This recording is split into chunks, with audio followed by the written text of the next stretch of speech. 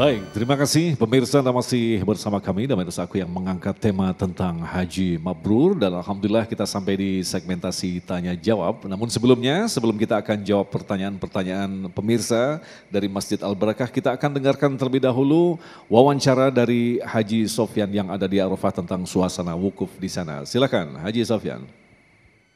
Ya, Assalamualaikum warahmatullahi wabarakatuh. Pemirsa, kali ini saya langsung mengabarkan dari Arafah, Arab Saudi, yang alhamdulillah tidak jauh dari sekitar 30 atau 20 meter dari tempat saya melaporkan dan juga tempat saya mengabarkan ini ada Masjid Namirah yang alhamdulillah baru saja kita mendengarkan khutbah Arafah bersama-sama dari Masjid Namirah yang disiarkan di ke beberapa tenda. Dan saat ini para jamaah seperti yang Anda lihat pemirsa, para jamaah haji sedang berlalu lalang. Mereka ada yang masih melanjutkan wukuf, kemudian ada juga yang melanjutkan untuk berjalan ke Jabal Rahmah. Seperti yang kita tahu, Jabal Rahmah banyak sekali orang memanjatkan doa di sana. Dan salah satunya dari jamaah muslim seluruh dunia. Saya mendapatkan salah satu jamaah dari warga kita sendiri Indonesia. Assalamualaikum. Waalaikumsalam warahmatullahi wabarakatuh. Oke, dengan Mas siapa ini? Dengan Koko Wijanarko. Masya Allah. Mas Koko Wijanarko dari mana asalnya? Saya dari Jawa Tengah, Mas. Baik, Mas Koko, bisa disampaikan ini kesan-kesan, pesan-pesan haji di tahun ini, Mas Koko? Masya Allah, setelah kita 2 tahun mengalami pandemi, akhirnya pemerintah bisa membuka kembali jamaah haji kita. Dan Masya Allahnya lagi, ini adalah Haji Akbar. Haji yang sangat agung ya, karena bertepatan hari Arafahnya itu di hari Jumat, Mas. Masya Allah. Iya, Masya Allah. Baik, Mas Koko ini habis ini mau melanjutkan kemana lagi nih, Mas? Insya Allah kami akan kembali ke maktab untuk melanjutkan berdoa ya. Kita kalau di Arafah ini harus memperbanyak doa, banyak bersikir dan meminta banyak pengampunan lah ke Allah. Baik, terima kasih. Mudah-mudahan kita semua menjadikan jadi haji yang mabrur. Amin, amin, ya Rabbal Alamin. Terima kasih Mas Koko. Assalamualaikum. Terima kasih. Waalaikumsalam warahmatullahi wabarakatuh. Baik, itu tadi dengan salah satu warga negara Indonesia, kebetulan dari Jawa Tengah, Mas Koko Wijanarko, yang alhamdulillah diundang sebagai tamu Allah pada haji tahun ini.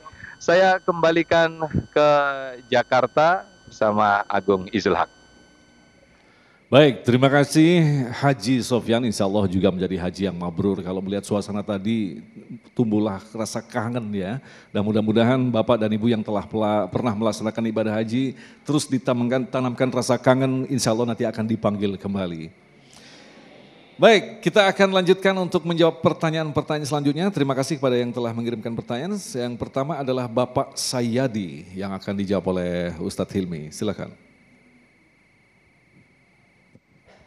Bismillahirrahmanirrahim. Assalamualaikum warahmatullahi wabarakatuh. Saya adalah Kepala Sekolah MTS Asapiyah 05 Cabang Jaka Sampurna. Ingin menanyakan bagaimana kalau orang sering pergi haji berkali-kali bahkan juga umroh hampir tiap bulan. Tapi tidak ada perubahan secara signifikan mengenai akhlaknya. Terima kasih. Wassalamualaikum warahmatullahi wabarakatuh.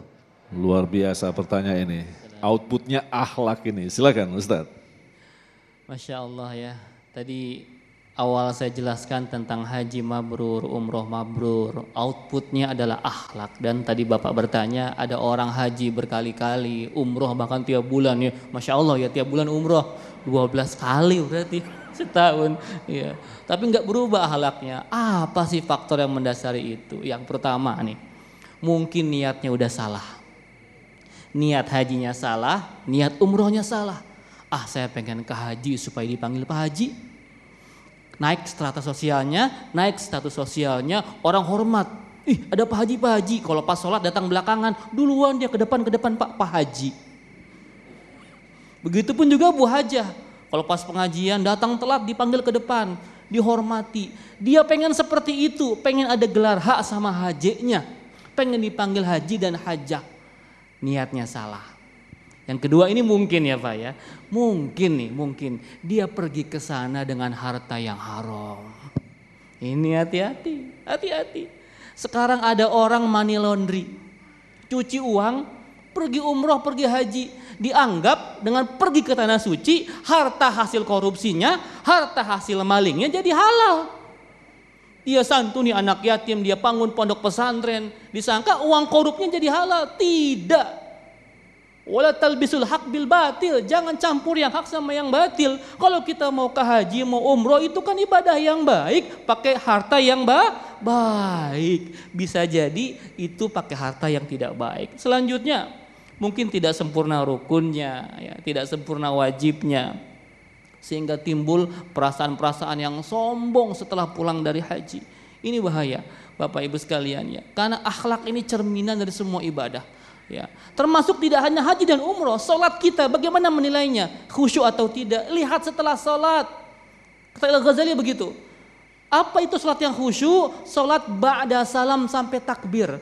Bukan dari takbir sampai salam, tapi dari salam sampai takbir. Apa artinya? Bahwa setelah salat dia mampu menjaga dirinya dari perbuatan keji dan mungkar, dan mampu menjaga akhlaknya sampai salat yang selanjutnya. Itulah output ibadah, akhlakul karimah. Ketika kita sudah selesai ibadah, akhlaknya nggak berubah, berarti ada yang salah dengan ibadahnya, sia-sia. Na'udzubillahi min dzalik. Masya Allah. Demikian Mas Agung. Sangat disayangkan dimampukan Allah berangkat berkali-kali haji dan umroh, tapi ternyata tidak berubah apa-apa. Ini sayang sekali.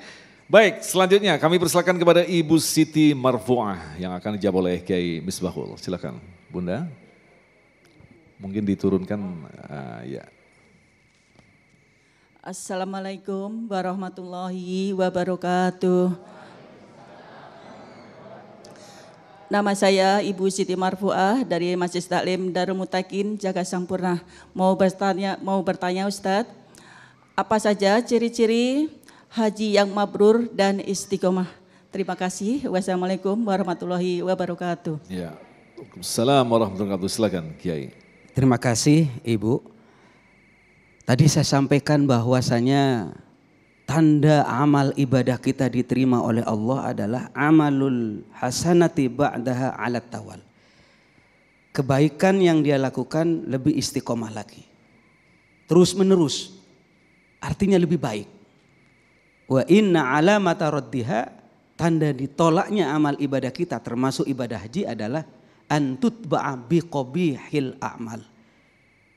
Setelah dia haji, setelah dia ibadah, amal jelek justru yang makin rajin. Na'udzubillah. Menarik tadi yang disampaikan oleh Ustadz Hilmi. Kemungkinan-kemungkinan seperti itu. Karena itu mari kita hati-hati niatnya. Karena di akhir zaman ini para jemaah sekalian, Rasulullah pernah mengingatkan, nanti di akhir zaman orang yang haji dan umroh banyak yang tidak karena Allah. Aghniya'uhum littijarah. Yang kaya itu berangkat ke sana karena dagang, jualan. Ini kata Nabi loh, bukan katanya Kiai Misbah. Wa qurra'uhum lis-sum'ah. Kiainya, ustadznya sum'ah, pamer-pamer saja. Tadi biar disebut kalau kiai tambah haji, mantap Kiai haji. Ini peringatan kepada saya, kepada kita semua. Yang terakhir, wa fuqara'uhum lil mas'alah.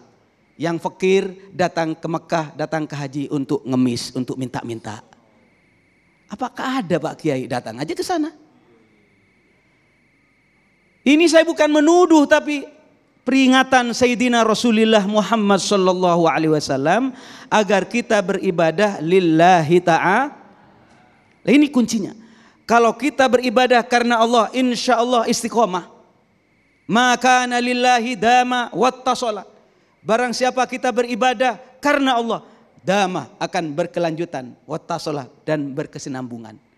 Tapi sebaliknya, wa ma kana li ghairillah, barang siapa beribadah bukan karena Allah, haji bukan karena Allah, karenanya banyaklah. Bukan karena Allah, niatnya bukan karena Allah. In qata'a wa fasalah, maka akan putus dan tidak akan berkesinambungan. Demikian juga Mas Agung di dalam berjuang, di dalam berdakwah. Banyak orang bertanya, Kiai Misbah bikin pesantren untuk apa? Pertanyaan ini sederhana. Tetapi kalau saya menjawab, di sana bikin pesantren saya nggak mau kalah. Mas Agung bikin majelis taklim, saya bikin juga. Ini bukan karena Allah. Khawatirnya apa? Nanti Mas Agung tidur, saya juga nggak bakalan ngapa-ngapain. Kalau sebelahnya selesai, saya juga selesai. Ini ya rahasia daripada ikhlas. Ikhlas karena Allah Subhanahu wa taala. Karena itu wa ma umiru illa liya'budullaha mukhlishina lahud. Kita tidak diperintah ibadah kepada Allah kecuali ikhlas karena Allah Subhanahu wa taala. Tapi memang ikhlas enggak gampang ya. Berat, tapi dibiasakan. Al-ikhlas bit takhallus, ikhlas itu harus dengan latihan ikhlas. Nah Kiai, kalau kita cermati lagi bahwa ketika orang dipanggil dan dimampukan untuk datang ke Tanah Suci adalah sebagai undangan Allah.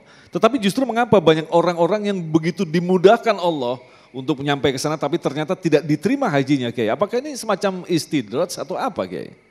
Itulah yang perlu kita waspadai. Wa kam mim mustadrajin, betapa banyak orang yang katanya Mas Agung istidraj, sebenarnya diadab sama Allah. Kita kadang mengatakan dikasih nikmat, alhamdulillah nikmat dari Allah. Belum tentu. Kadang-kadang orang itu dikasih makan, dikasih minum, dikasih nikmat yang banyak. Dzarhum ya'kulu wa yatamatta'u. Biarkan dia makan, biarkan dia minum, biarkan dia bersenang-senang. Semau-maunya dialah. Fasaufa ya'lamun. Nanti dia akan tahu akibatnya. Jadi kalau orang kadang-kadang dikasih dimudahkan oleh Allah, hartanya, rezekinya dan sebagainya, mohon maaf tetap hati-hati ya. Walaupun kita husnudzon kepada Allah, kita berbahagia bisa melaksanakan umrah dan haji, tapi tetap tawadu. Tawadu itu artinya apa? Rendah hati. Kun indallah khairan nas, jadilah engkau menurut dirimu orang yang paling baik. Menurut Allah. Kun indallah, jadilah menurut Allah orang yang paling baik. Wa kun indan nafsi syarran nas, jadilah menurut dirimu sendiri orang yang paling hina. Ini tawadu. Ini buah daripada keikhlasan. Demikian Mas Agung. Baik, terima kasih Kiai, dan insya Allah kita akan lanjutkan lagi untuk menjawab pertanyaan Anda selanjutnya. Tetaplah bersama kami Damai Nusaku yang dipersembahkan oleh Sarung Wadimor, tentu sarung kita.